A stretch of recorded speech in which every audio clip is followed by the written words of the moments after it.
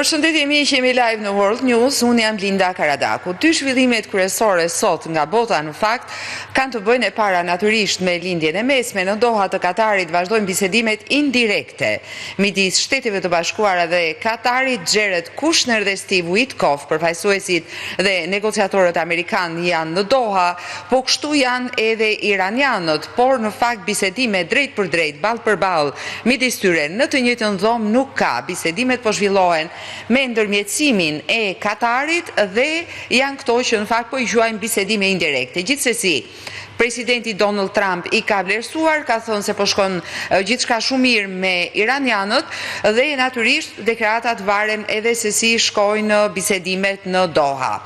Ndërkohë këtu në Evropë kemi pasur sot një takim shumë të rëndësishëm midis sekretarit të përgjithshëm të NATO-s Mark Rutte me kancelarin gjerman Friedrich Merz dhe janë dhënë dy mesazhe shumë të rëndësishme. I pari që ka të bëj me atë që quhet NATO më evropiane që ndihmon njëkohësisht edhe boshtin transatlantik dhe nga ana tjetër bëhet fjalë për ndihmën ndaj Ukrainës për të cilën Mark Rutte ka thënë se ndihma dhe mbështetja amerikane është e pazëvendësueshme. Do të fillojmë të trajtojmë një nga një, shohim pikë së pari çfarë është thënë dhe çfarë është diskutuar në këtë takim kaq të rëndësishëm që për herë të parë është mbajtur në Bundeswehr midis kancelarit gjerman Friedrich Merz dhe kreut shefit të Aleancës Veri Atlantike Mark Rutte dhe pastaj shohim edhe çfarë po ndodh në Doha.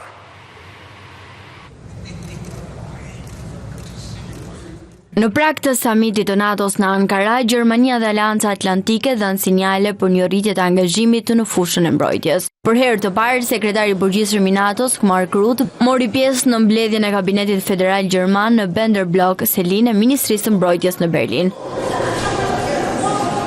Qeveria gjermane miratoi projekt ligjin për forcimin e rezervës ushtarake, si edhe ligjin për përshpejtimin e ndërtimit të infrastrukturës së Bundeswehr.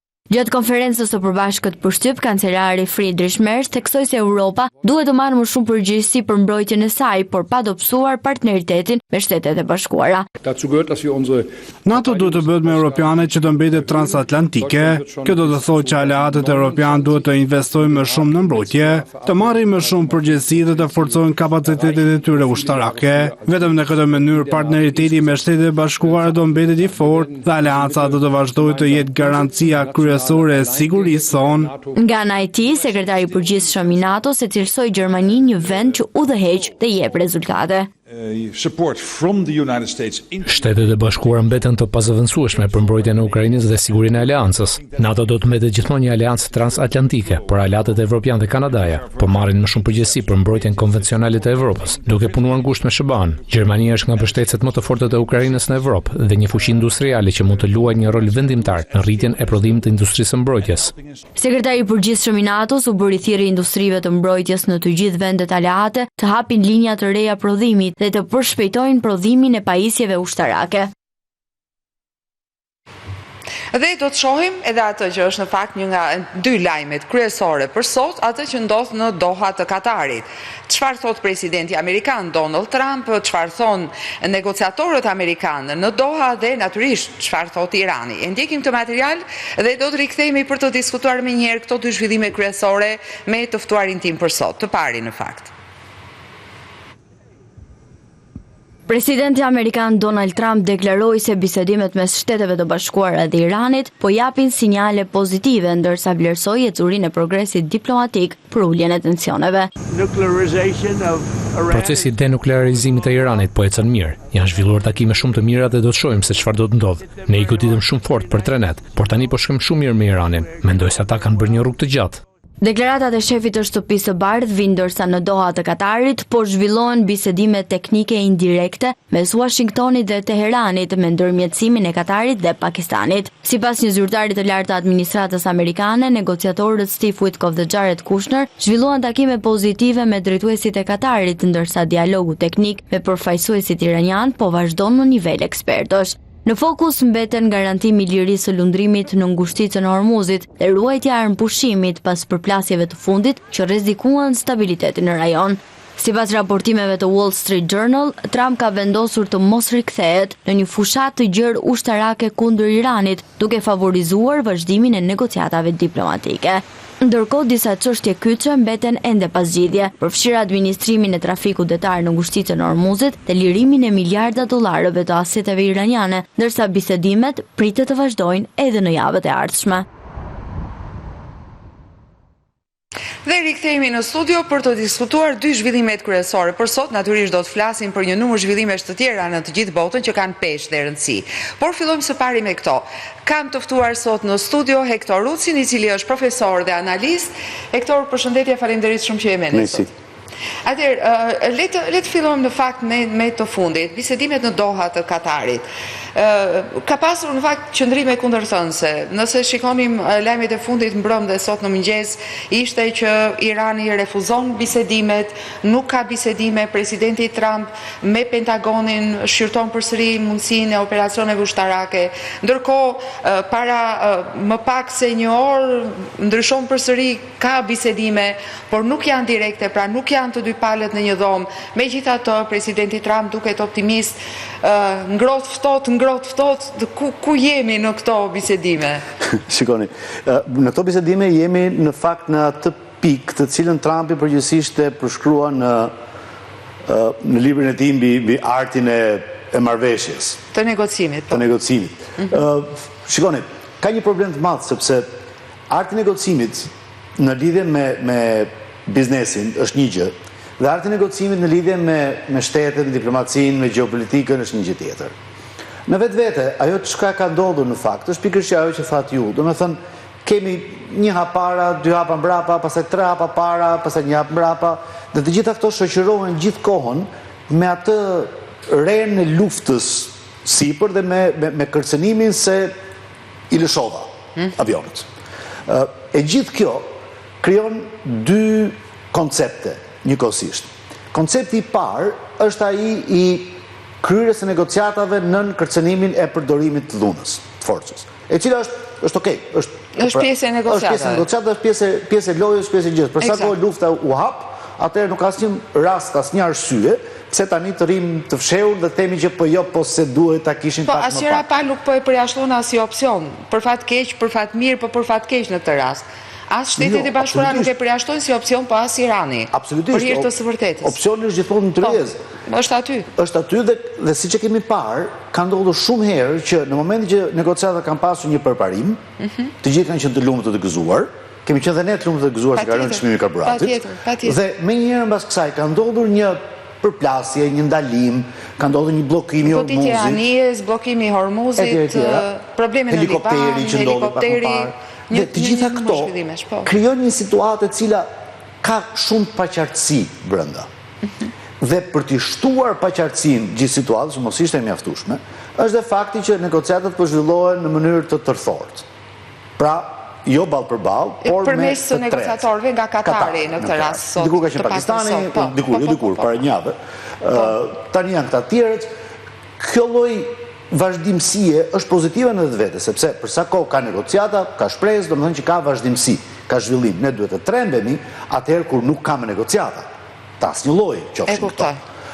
Nga ana tjetër, kjo mënyrë e trajtimit të çështjes në lidhje me, për shembull, Hormuzin, se nga jo varemi të gjithë dhe varet dhe ekonomia botërore. Çfarë kemi të bëjmë? Kemi të bëjmë me një ngushticë detare të kalimit ndërkombëtar, e cila rregullohet nga konventa e detit, nga UNCLOS-i, nga nene 37 dhe 44 në mënyrë pasuese kuj. Ashtu si të gjitha ngushticat e tjera ndërkombëtare, Hektor, sepse kjo duhet thënë.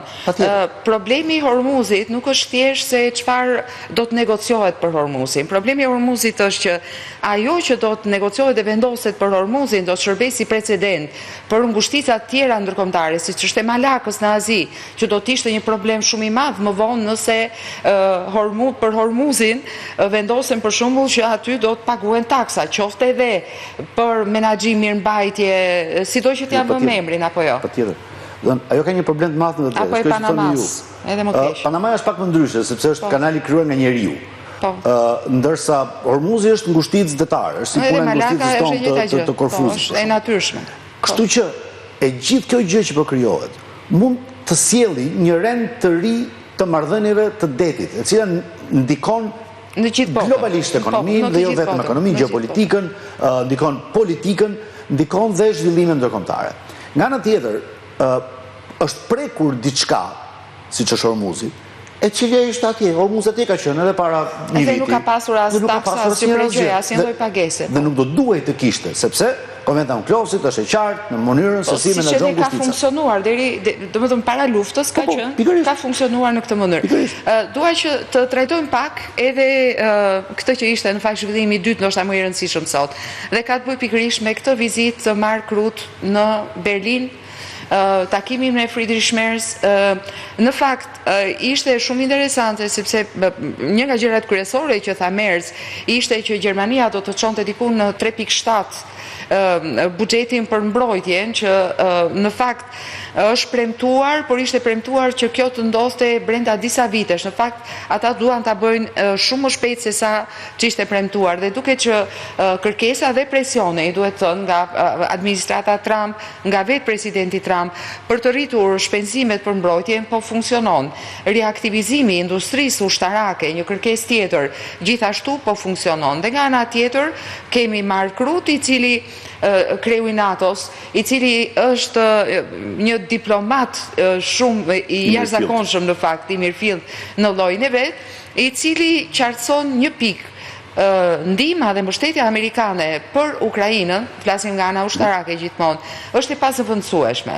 Pra, secili prej tyre ka kapur disa pika që janë thelbësore në këto marrëdhënie transatlantike, qoftë Merz, qoftë Rutte.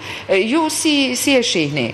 Në që se referohemi historisë dhe fillimit të NATO-s, ideja fillestare e NATO-s ka qenë për të mbajtur Amerikanët brenda, Gjermanët poshtë dhe Rusët jashtë. Kjo ishte deviza fillestare e saj. Natyrisht, 80 vite më vonë, nuk mund të flasim më për të njëjtin koncept, por mund të flasim për të paktën dy elemente të rëndësishëm. Amerikanët brenda dhe Rusët gjithmonë jashtë. Kjo ka mbetur. Edhe çka ka ndryshuar është pozicioni i Gjermanisë. Dhe natyrisht, nuk kemi të bëjmë më me Gjermaninë e pas luftës, kemi të bëjmë një Gjermani të re. Nuk është më Gjermania poshtë. Nuk ka se si tjetë me Gjermania poshtë. Motori i zhvillimit ekonomik të Evropës nuk mund të jetë poshtë.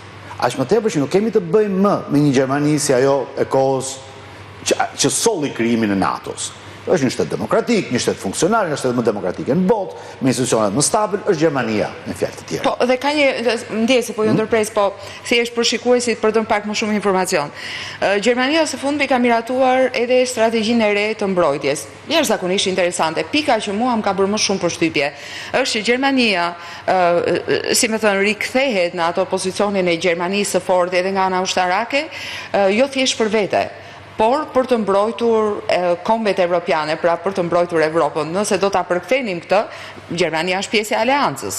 Natyrisht, për të mbrojtur vendet cilat janë gjithashtu pjesë e aleancës. Pra, është ajo që Boris Pistorius tha në fakt në vendet baltike, që ishte ne do të vazhdojmë të mbrojmë çdo inch, pra çdo centimetër, milimetër të aleancës. Pra, kemi këtë Bundeswehr dhe këtë Gjermani që, siç po thoni ju, nuk është më në atë kohën kur u krijua aleanca. Po, jemi totalisht në një fazë tjetër dhe po ecën me shumë shpejtësi. Nëse shikojmë shpenzimet ushtarake që bëhen nga fuqitë e mëdha evropiane, duket që Gjermania me shumë shpejtësi, Britania e Madhe gjithashtu, duke pasur parasysh miratimin në fakt të një programi të mbrojtjes që fokusohet te dronët dhe ato që quhen unmanned vehicles, pra që dronët dhe automjetet apo pajisjet pa pilot. Ta përkthejmë pak edhe për shikuesit. Kjo, në fakt, ky ndryshim, se është në fakt ndryshim cilësor në Evropë, nuk është thjesht çështje buxheti dhe çështje parash, çfarë tregon? Shikoni, fillimisht do të kemi të qartë që çfarë nuk kuptojmë me NATO-n dhe çfarë nuk kuptojmë me Britaninë, Gjermaninë apo vendet tjera të fuqishme europiane brenda NATO-s. Efekti më pozitiv, për mendimin tim, i politikës së Trumpit ka qenë zgjimi i Evropës dhe i NATO-s. Ajo shkundja totale që në fakt ndodhi. E kombinuar kjo me luftën në Ukrainë, natyrisht.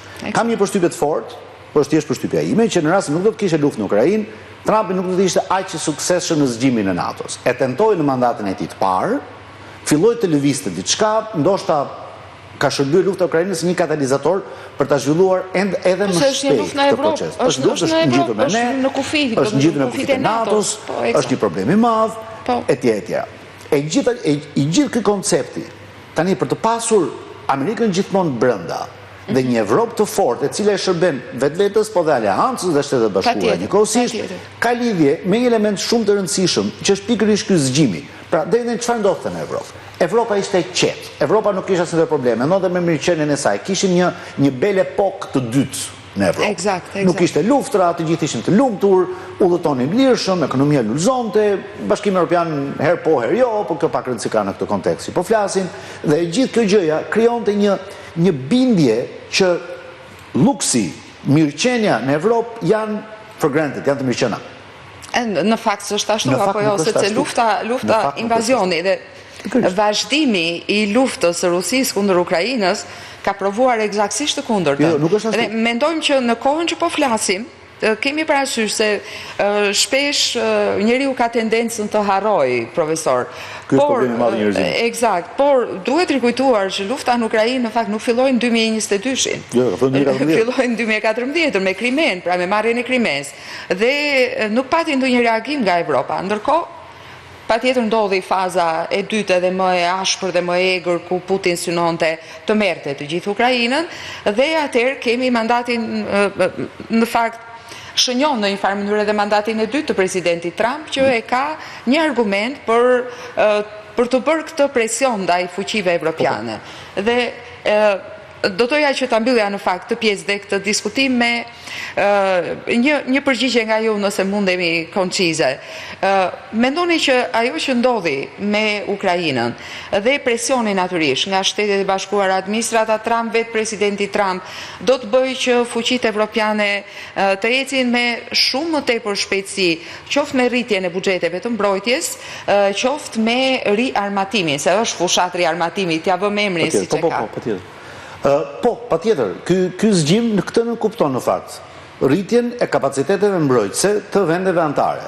Dhe shpreha e vjetër e Thugjididit që thotë në rast se do të kesh paqe, duhet përgatitesh për luftë. Dhe diçka e thënë 2500 vjet më parë është ende tepër realiste dhe ne po e prekim me dorë. Sepse problemi kryesor, mos harroni një gjë dhe do ta mbyll me këtë.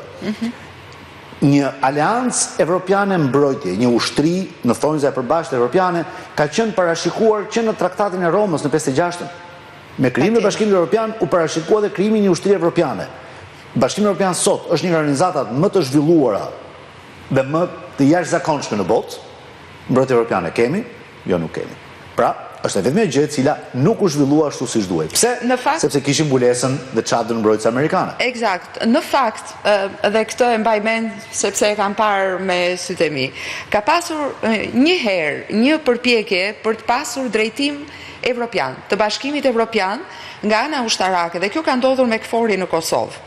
Ka qenë generali spanjoll Ortuño, i cili ishte hera e parë që bëhej ky propozim. Pra një general nga Bashkimi Evropian që të drejtonte këtë forcë praktikisht të NATO-s në Kosovë, por gjithsesi ato janë kontingjente nga vendet anëtare të NATO-s. Dhe nuk u provua më. Nuk është se është folur për këtë gjë, por u rikthyen në modelin e vjetër kur kishim general të aleancës që ishin kryesisht nga Italia, nga Gjermania apo nga Turqia. Dua të mbesim pak tani në pjesën e lindjes së mesme dhe të diskutojmë atë që duket si një konflikt pafund. Pavarësisht që bëhen marrëveshje paqeje, zhvillimet në terren vazhdojnë të na provojnë të kundërtën dhe bëhet fjalë natyrisht për Libanin. Kemi një marrëveshje paqe tashmë të nënshkruar të arritur midis Libanit, Izraelit dhe Shteteve të Bashkuara. Një ndërmjetësim i fuqishëm amerikan në emrin dhe me praninë dhe me ndikimin shumë të madh të sekretarit të shtetit Marco Rubio, por që në terren duket që do të jetë shumë e vështirë që të funksionojë në praktik. Ajo që kemi parë sot, kemi Benjamin Netanyahu, kryeministrin e Izraelit, i cili ka vizituar trupat e IDF, të ushtrisë izraelite në jug të Libanit, apo në jug të lumit Litani, i cili e ndan Libanin në fakt në dy pjesë, dhe deklaratat e tij, ashtu si edhe të Katz, të ministrit të mbrojtjes, ka qenë se Izraeli nuk do të rriqet nga Libani jugor. Kushtëzimi natyrisht ka të bëjë me tërheqjen e trupave të Hezbollahut. Dhe ai që është i zënë në ngërç pas një lloj faji në këtë mes është vetë Libani, apo jo? Pikërisht. Si do të funksionojë? Shikoni, kjo funksionon një lloj sikur ju veftoni dikë për drek dhe i ofroni supën në një supjer të madhe, e cila është shumë e nxehtë. Në momentin që i ftuar e juaj do të marrë supën nga supja dhe edhe në pjatën e tij, do të vazhdojë të jetë e nxehtë. Dhe do duhet presë sa të ftohet. Është e njëjta gjë. Libani në vetvete, siç e thatë dhe ju, fatkeqësisht, është një vend i mbërthyer në një darë politike, diplomatike, gjeopolitike, mes aktorësh shumë më të fuqishëm se ai vetë. Do të thotë në jug Izraelin, brenda Hamasin, palestinezët, Hezbollahun etj, ku në vetvete është krahu i zgjatur i qeverisë Teheranit. Që do të thotë, ajo supjera e madhe në Liban është në fakt Teherani, i cili fillon dhe në mënyrë prëndeti për të mbajtur gjallë tensionet, për të krijuar presionin e dur sipas mendimit tyre për të arritur diçka në negociatat e tyre në krahun tjetër, mbajnë këtë luftën proxy të gjallë, duke shfrytzuar organizata terroriste të llojit Hamasit dhe Hezbollahut. Në këtë koncept, Libani në vetvete, duke qenë një shtet relativisht i dobët, me aplikim sovranitetit të kufizuar, që do të thotë nuk aplikon dot sovranitetin e tij në gjithë territorin e vendit, gjysmë e shpërstuar nga Izraeli. Një pjesë tjetër është Hezbollahu që është krejtësisht jashtë kontrollit të qeverisë qendrore, etj. Atëherë, si mundet një shtet i këtij lloji të futet dhe të performojë në marrëdhënie ndërkombëtare dhe në traktate ndërkombëtare? Nuk mundet. Nuk mundet sepse çfarëdo lloj gjëje që të firmosi nuk do të mundet ta zbatoj realisht në praktikë. E kuptoj. Hektor, një pyetje, ndoshta do ju duket pak provokative, por do doja të kisha një përgjigje në fakt. Kush në të vërtetë i mbron interesat e Libanit? Po themi nga fuqitë jashtë Libanit po flasim. Është pyetje shumë e vështirë. Nuk është provokative, në fakt është e vështirë, Ajo që do thosha është deri diku Franca me Italinë, të cilat kanë shprehur një vullnet kolektiv për të shkuar dhe për të asistuar procesin, po dhe ai, pasi të vendoset paqja. Që do me thonë dikush tjetër duhet vendos paqen dhe pastaj... Po, t'ja bëjt e renin gati që italianë dhe francezët të hynë atë. Por ai që vendos paqen, çfarë arsye ka t'ja jap Italisë dhe Francës? Nuk është çështje të dhëni. Sepse nuk dëshiron të qëndrojë apo? Po, nuk është çështje të dhëni. Çështja është të arrihet një status quo e caktuar, gjërat të sheshohen dhe të ketë një lloj kontrolli të terrenit. Dhe pastaj në vetvete askush nuk do dojë që të ketë forcat e tij të angazhuar një territor të çuditshëm, po përdor një fjalë shumë. Edhe problematik. E çuditshëm.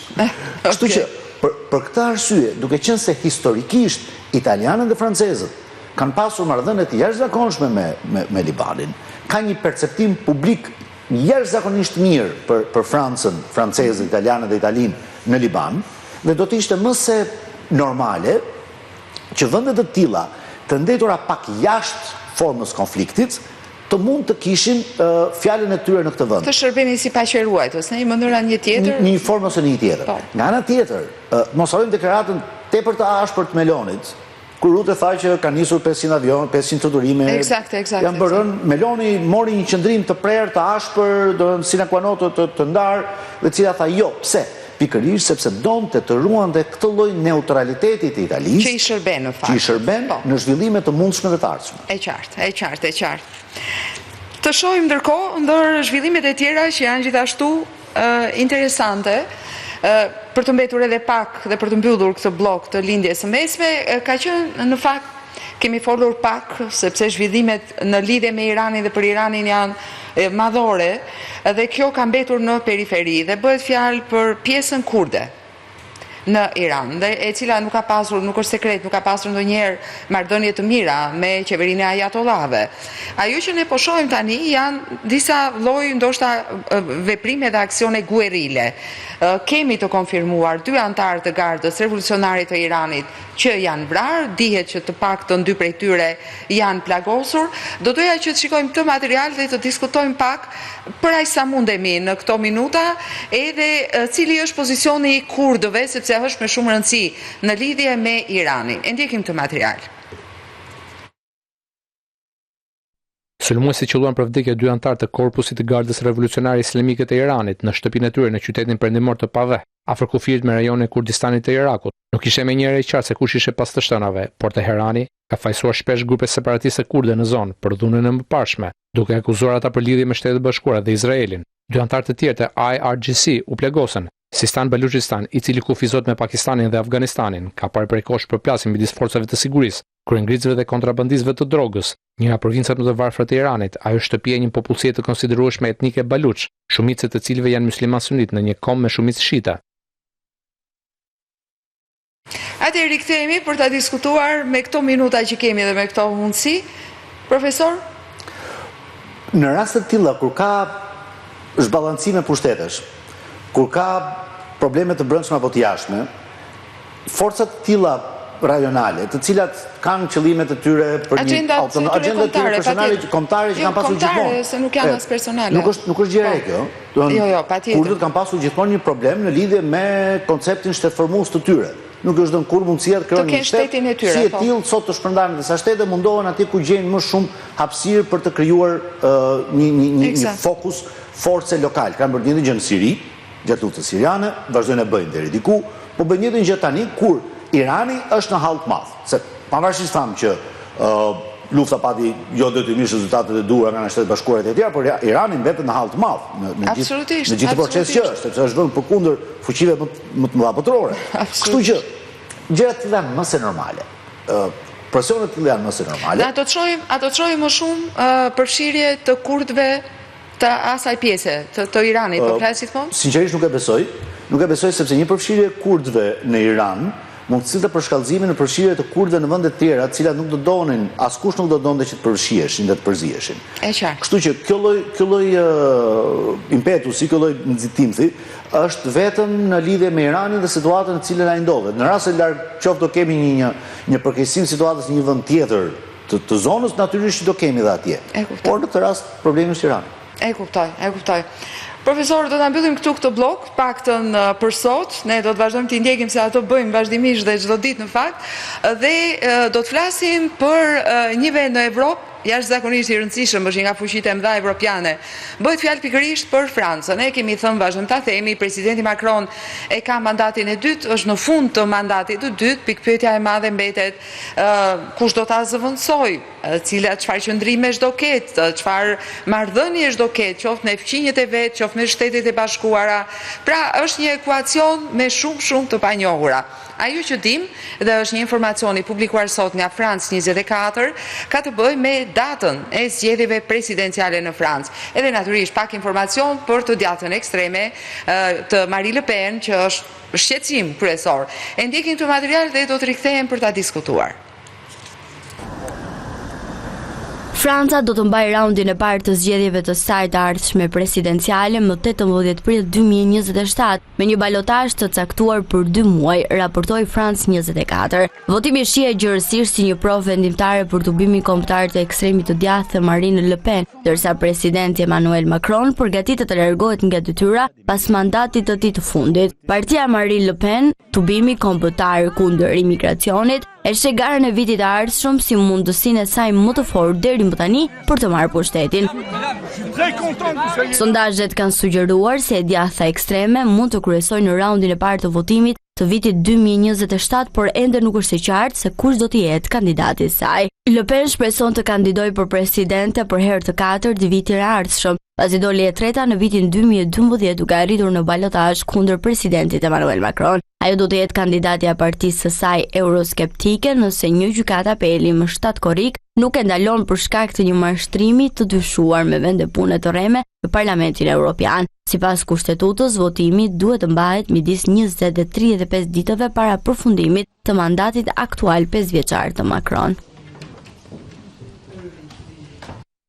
Atëherë pam këtë kronik, kemi informacion për aq sa mund të diskutojmë, është ende herët, kemi disa muaj të mirë përpara, gjithsesi. Do të lidhem me Albert Prenkaj, ish ambasador që më bashkangjitet nga Prishtina dhe që e njeh Francën gjithashtu. Ambasador, përshëndetje, faleminderit shumë që jeni me ne sot. Përshëndetje Linda. Atëherë, dua t'ju pyes më një herë për zgjedhjet franceze. Ka nevojë të përshqetësim në Evropë se kush do ta pasojë Macron? Pra mund të ketë problem?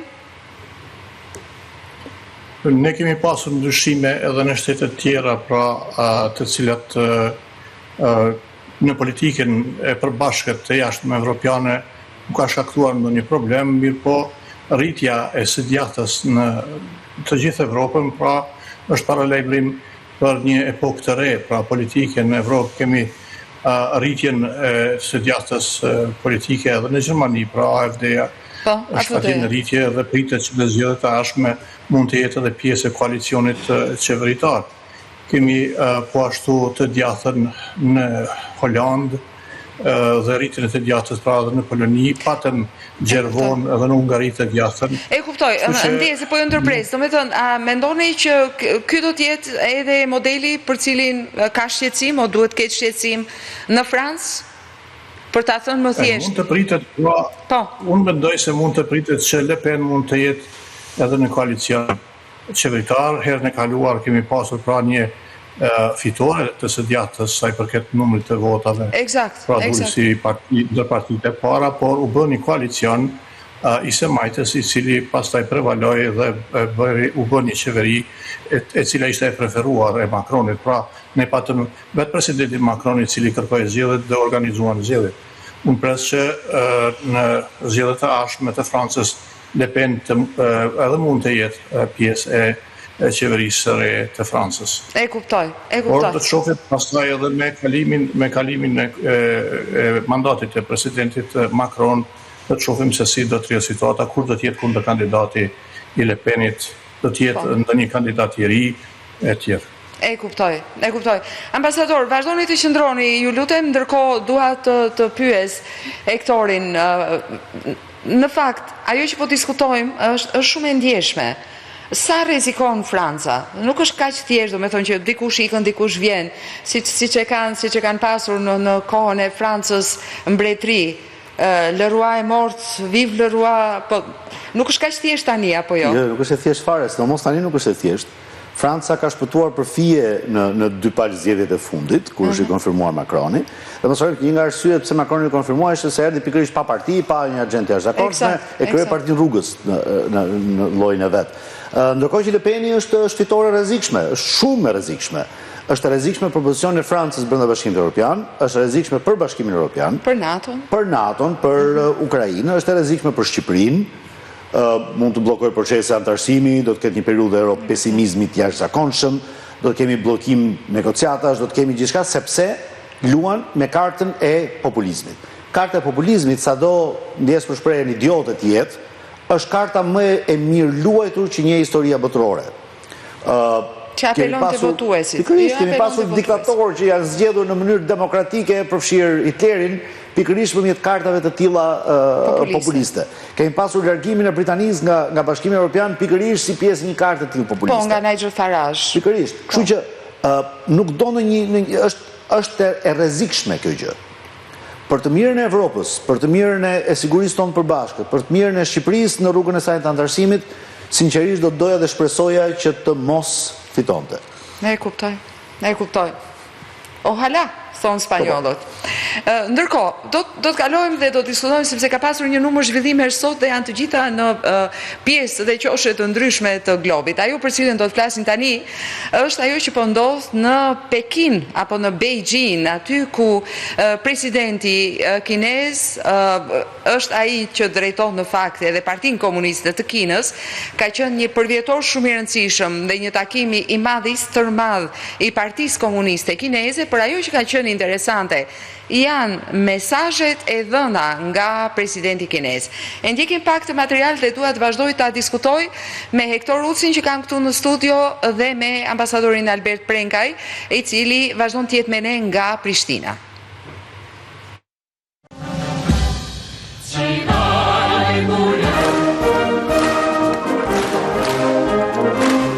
Partia Komuniste në pushtet e Kinës duhet të mbaj hapin me rrethanat në ndryshim, duke ruajtur përparimet që ka bërë, tha presidenti Xi Jinping të mërkurën gjatë festimeve për 150 vjetorin e themelimit të saj. Xi nuk identifikoi mundësi apo rreziqe specifike, por analistët thonë se rritja më e ngadaltë ekonomike dhe rënja demografike Paraqesin sfida kryesore për ekonominë e dytë më të madhe në botë. Në një fjalim 40 minutash në sallën e madhe të popullit të Pekinit, udhëheqësi i më i fuqishëm i Kinës që nga Mao Zedongi u kërkoi kuadrove të partisë që në mënyrë aktive të njohin dhe të përshtaten me ndryshimet, duke promovuar punën e partisë. Zhvillimi i Kinës është aktualisht në një periudhë ku mundësitë strategjike, rreziqet dhe sfidat bashkëjetojnë, tha shi, i cili bëri thirrje që partia të koordinojë më mirë përpjekjet për të trajtuar çështjet e brendshme dhe ndërkombëtare.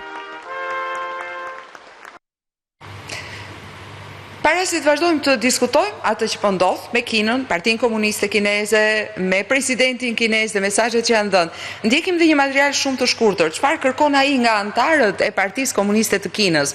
Dhe a ndryshon kjo në qasjen që jemi mësuar të shohim deri tani? E shohim të material.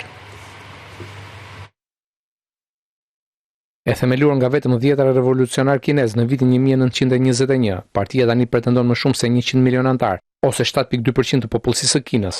Ambicia e saj sot është të transformohet në partinë politike më të fuqishme në botë, ka partia më e madhe politike në botë, tha agjencia zyrtare e lajmeve Xinhua në një editorial këtë javë. Shiu kërkoi antarëve të vullosin aspektet e dëmshme për avancimin dhe pastërtinë e partisë, si dhe të gjitha viruset që gërryen trupin e shëndosh të partisë, që nga ardha në pushtet në vitin 2012, Shi ka punuar për të rikthyer autoritetin e padiskutueshëm të partisë në vend, për të kërkuar besnikëri dhe disiplinë të patundur në radhët e saj, dhe për të zgjeruar ndikimin global të Kinës. Ai ka nisur një nga goditjet më të gjithëpërfshirëse të korrupsionit në Kinë që nga koha e Maos, duke hetuar miliona zyrtar në të gjitha nivelet, duke spasuar qindra së bashku me gjeneralet e lartë në fushatën shumë vjeçare. Pas një pastrimi korrupsionit të pothuajse të gjitha gradave të larta ushtarake, Shi dërgoi oficerë të lartë në një kurs riedukimi politik 10 javor në prill, duke nxitur ata që të jenë besnik ndaj besimit të partisë, organizimit dhe kauzës së saj. Atëherë, jemi rikthyer, kemi parë këto dy materiale dhe për të pasur një pasqyrë më të plotë asaj që ka ndodhur në Pekin. Hektor, dua të të pyes, Xi Jinping, çfarë kërkon eksaktësisht, do të cilat janë objektivat e tij? Edhe nga ajo që pam edhe dëgjuam nga takimi, stubimi më saktë. Kërkon konfirmimin e Kinës si një fuqi e madhe botërore, si një lojtar i madh në arenën ndërkombëtare, ekonomia e dytë më e madhe e botës, e cila për momentin është në stagnacion, por kjo nuk e pengon të jetë ekonomia e dytë më e madhe për shkak të formës, substancës dhe numrave që ka. Nga ana tjetër, kërkon ndryshimin e perceptimit të botës ndaj Kinës, duke trokitur fort në dyert dhe për thënë që shikoni tani që rusët kanë ngecur në Ukrainë, amerikanët nuk bën dot atë që beshën në Iran, Europa është kjo që është me ato që thamë më parë, kështu që shikoni se ne jemi këtu, jemi të fortë, nuk kemi probleme organizimi, nuk kemi probleme diskutimi sepse jemi pak diktaturë, mund të spastrojmë këtë duam përfshirë këtu dhe ata që kanë bërë korrupsion, sepse nuk kemi probleme me mbrojtjen e drejtave të njerëzit dhe mund të bëjmë përpara në një mënyrë të thjeshtë dhe bazike. Kaq të thjesht jemi. Ne kemi partinë më të madhe në botë sepse kemi numër. Më qartë se kaq nuk ka ku shkon. Më qartë se kaq nuk ka ku shkon. Gjithsesi, dua të pyes ambasadorin Prenkaj. Ambasador, ju si e shihni? Ish Jugosllavia e dikurshme ka pasur marrëdhënie të mira apo jo? Po si trashëgimtare e ish Jugosllavisë së dikurshme është konsideron vetveten në Serbia, e cila ka relacione të shkëlqyeshme me Kinën dhe e konsideron si një nga 4 shtyllat kryesore të strategjike të politikës së jashtme të Serbisë. Unë e shoh këtë tubim të madh të Partisë Komuniste të Kinës si një rikonfirmim i doktrinës kineze, e cila pra është minja vjeçare që quhet under the sea, pra çdo gjë në qiellin kinez. Dhe për ta realizuar këtë politik, pra kryetari i tanishëm i partisë, por edhe i shtetit, Xi Jinping, ka për qëllim që Kinën ta ruaj apo ta shndrojë në një fuqi botërore e cila në një moment tjetër historik do të ta sfidonte, po i sfidon Shtetet e Bashkuara të Amerikës, por do të sfidonte definitivisht si në aspektin ekonomik, por edhe në atë strategjik dhe ushtarak. Shohim këto ditë pra si ministri i jashtëm i Kinës ka vizita në Evropë pra të shtetet skandinave dhe kemi edhe ushtrimet kineze-ruse pra që tregon se Kina është interesuar që të jetë një forcë e cila determinon rendin e ri botëror. E kuptoj. Ambasador, qëndroni edhe pak se dua që të diskutojmë pak bashk edhe atë që po ndodh në Kosovë në këtë blok të fundit, por ndërkohë falenderoj Hektor Rucin, profesor, analist, falenderit shumë që ishit me ne sot. Falenderit shumë dhe për gjithë analizën tuaj. Falenderit shumë.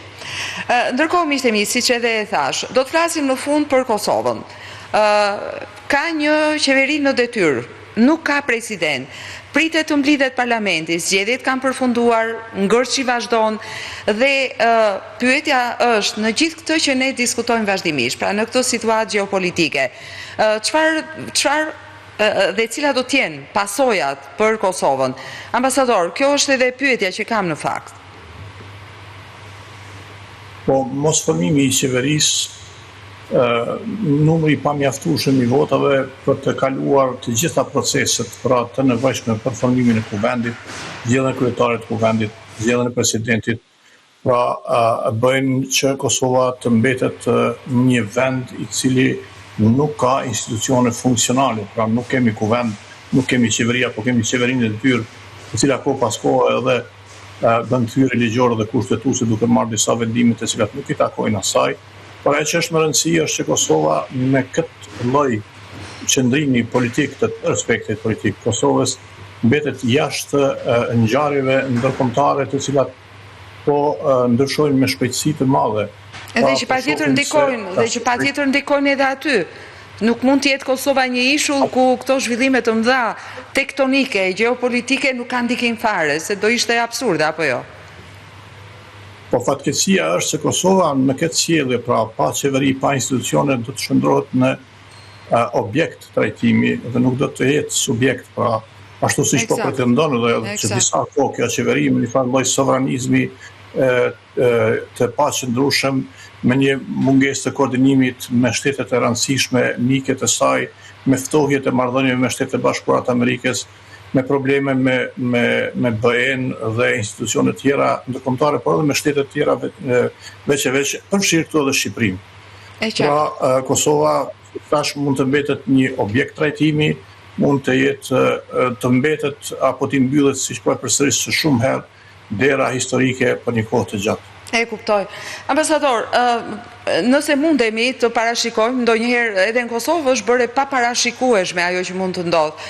Por çfarë prisni ju? Çfarë prisni të ndodhë? Pra, të arrihet në një marrëveshje politike, të bëhen bashkë pozita, opozita, partitë të cilat kanë dalë në vendin e parë, të dytë, të tretë, të katërt dhe të japin një zgjidhje krizës, apo Kosova shkon përsëri në zgjedhje, që është në fakt opsioni më fatkeq apo jo? Kërkesat e miqve ndërkombëtar, përfshi edhe Brukselin zyrtar, janë që Kosova sa më shpejt të formojë qeveri, të rikthej aktivitetin e institucioneve të Kosovës në mënyrë që të rikthehet pra jetës në arenën ndërkombëtare.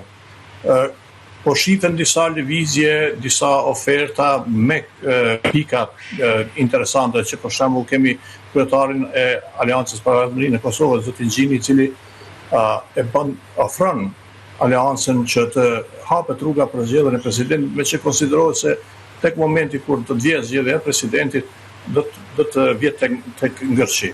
Në anën tjetër kemi LDK-n e cila po tregon një farë lloj gatishmërie që të hyjë në koalicion me vetëvendosjen, mirë po ka problemet e saj të mbrëmshme, pra kemi diku rreth 40% të antarësisë së LDK-s, si përfaqësimit të LDK-s në kryesitë e saj që janë kundër këtij koalicioni dhe siç duket sipas gjitha gjasave, ashtu siç ka paralajmëruar dhe kryeministri i detyrë Albin Kurti, do të shkohet në zgjedhje të reja, që do të shkaktojë dëm të madh Kosovës. E kuptoj. Ambasadorët, falenderoj shumë që ishe me ne sot. Falenderit shumë vërtet. Falenderit shumë. Ndërkohë, miqtë e mi, në fund, do të flasim pak për diçka që duket totalisht surreale dhe pazakont. Ndodh në Ukrainë dhe është konfirmuar tashmë në Ukrainë. Zosht përdorin telat dhe ato fishat e marra nga dronët dhe ndërtojnë me to folet. Dhe kjo është parë në disa zona në vijën e frontit. Çfarë ndodh realisht e shohim në këtë material.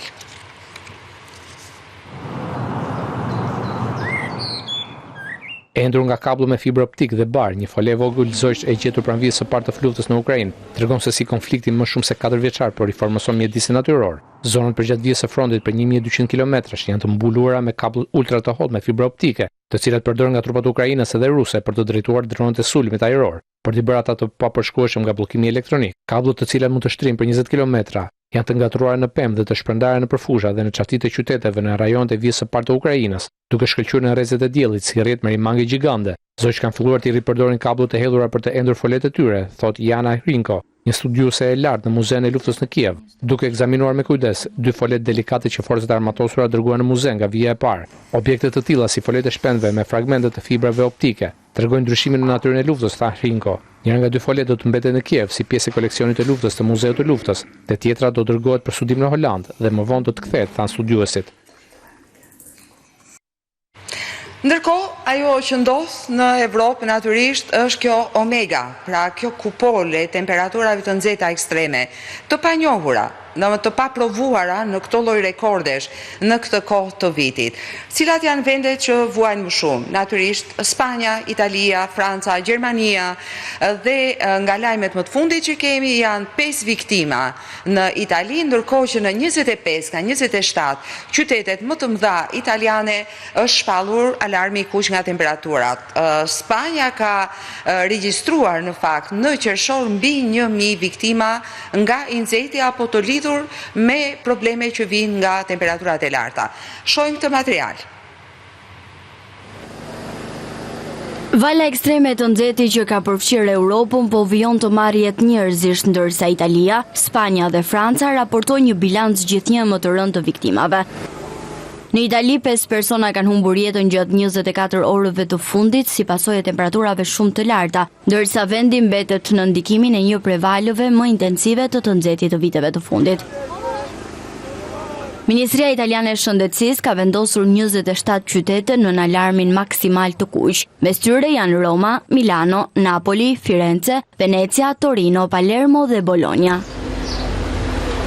Gjatë ditëve në vijim, autoritetet kanë paralajmëruar për rreshje intensive, stuhi dhe breshër në veri të vendit, më pas do të shtrihen edhe në Italinë qendrore.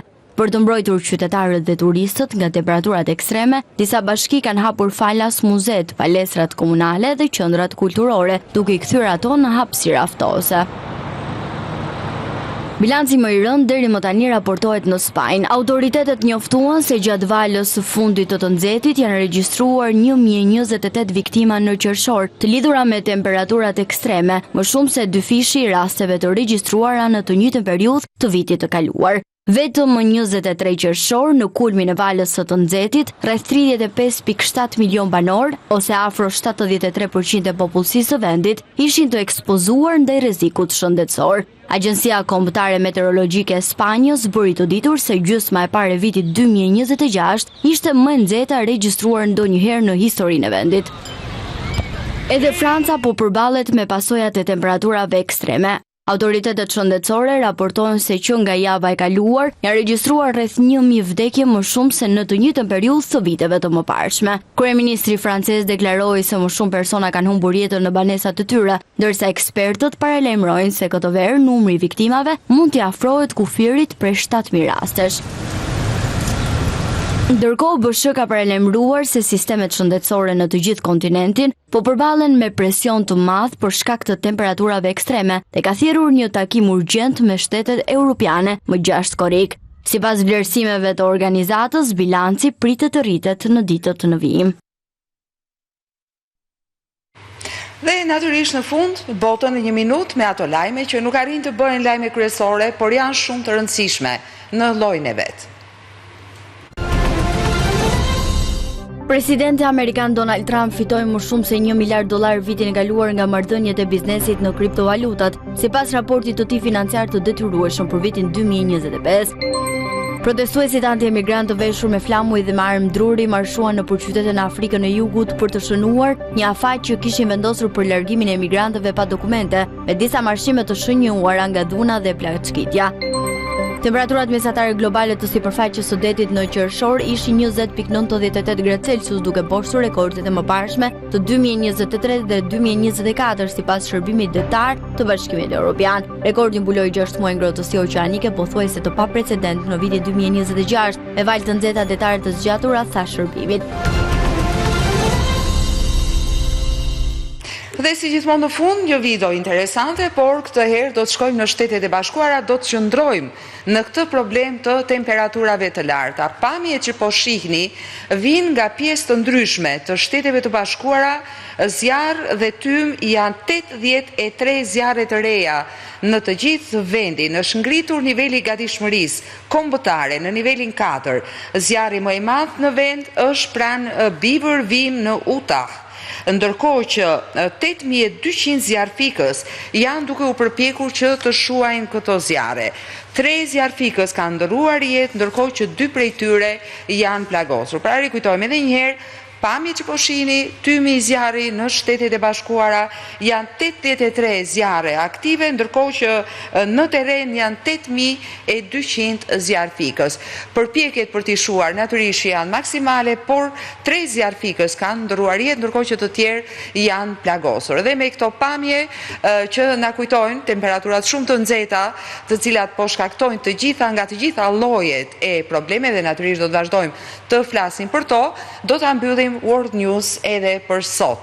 Vazhdoni të qëndroni me edicionet tona të lajmeve, informacion i plot i detajuar nga e gjithë bota. Vazhdo të jemi përsëri nesër. Deri atëherë, mirupafshim.